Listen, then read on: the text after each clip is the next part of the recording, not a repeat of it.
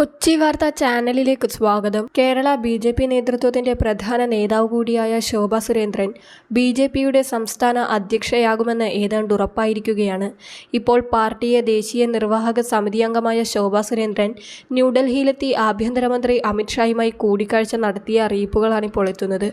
കേരളത്തിലെ ബി.ജെ.പിയെ പ്രതീക്ഷിച്ച ഉയരത്തിലേക്ക് എത്തിക്കാൻ തനിക്ക് ആത്മവിശ്വാസം നൽകുന്നതാണ് ഈ കൂടിക്കാഴ്ച എന്ന് ശോഭാ സുരേന്ദ്രൻ ഫേസ്ബുക്കിൽ പങ്കുവച്ച കുറിപ്പിൽ പറയുന്നുണ്ട്.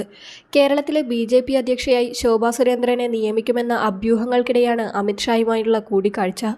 സർദാർ വല്ലഭായ് പട്ടേലിന് ശേഷം ഭാരതം കണ്ട ഏറ്റവും കരുത്തനായ ആഭ്യന്തരമന്ത്രി അമിത് ഷാജിയെ ഡൽഹിയിൽ സന്ദർശിച്ചു.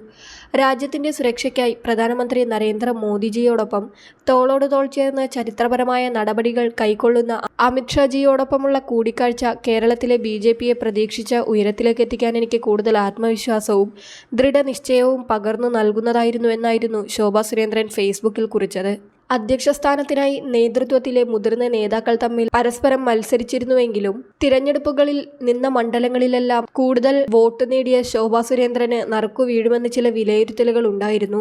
ഇപ്പോഴിതാ ആ വിലയിരുത്തലുകൾക്ക് കുറച്ചുകൂടി ഉറപ്പായിരിക്കുകയാണ്. ശോഭാ സുരേന്ദ്രൻ അധ്യക്ഷ സ്ഥാനത്തെത്തിയാൽ കേരളത്തിൽ ബി.ജെ.പി. മികച്ച പ്രകടനം കാഴ്ചവെക്കുമെന്നാണ് ശോഭാ സുരേന്ദ്രന്റെ പക്ഷം നിൽക്കുന്ന നേതാക്കൾ പറയുന്നത്. വരാനിരിക്കുന്ന തദ്ദേശ നിയമസഭാ തിരഞ്ഞെടുപ്പുകളിൽ ബി.ജെ.പിക്ക് വളരെയധികം പ്രതീക്ഷയുമുണ്ട്.